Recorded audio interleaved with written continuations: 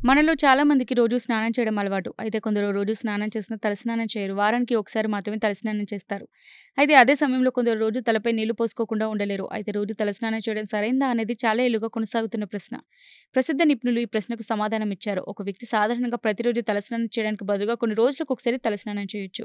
కానీ కొన్ని మినహాయింపులున్నాయి. చాలా దుమ్ము-ధూళిని ఆకర్షించే చక్కని జుట్టు కలిగిన వ్యక్తులు, తరచుగా తీవ్రమైన పనిలో నిమగ్నమయ్యే వ్యక్తులు, పని కారణంగా ఎక్కువగా చెమటలు పట్టే వ్యక్తులు, ముఖ్యంగా తేమతో కూడిన వాతావరణంలో నివసించే వ్యక్తులు, పని కోసం బయట ప్రయాణం చేసే వ్యక్తులు, వీరి జుట్టు మరింత మురికి, కాలుష్యానికి గురవ్వడానికి అవకాశం ఉంటుంది. కాబట్టి వారు తరచుగా తలస్నానం చేయాలి. ముఖ్యంగా కొన్ని చర్మ సంరక్షణ ప్రశ్నలున్నాయి.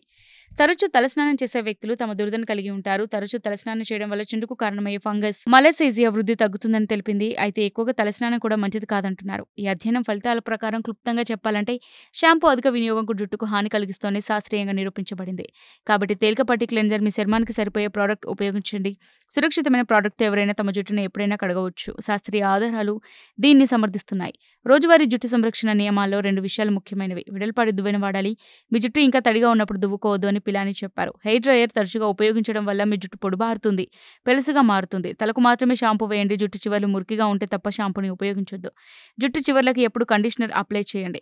పగలు లేదా రాత్రికి 1 కంటే ఎక్కువ సార్లు మీ జుట్టుకు నూనె రాయొద్దు. ఎక్కువ నూనెను ఉపయోగించవద్దు.